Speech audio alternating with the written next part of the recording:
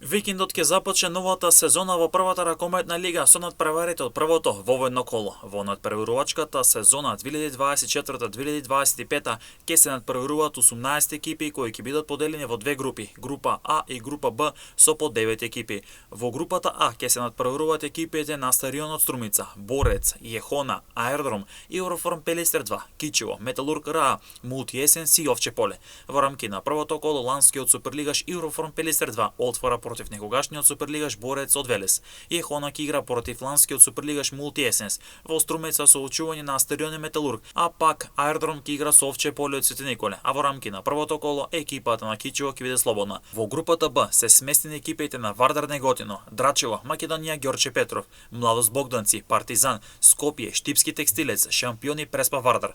Во првото коло во групата Б екипата на Преспа Вардар ќе игра со Драчево. Ланскиот суперлигаш Вардар Неготино ќе го пречека Штипски Текстилец.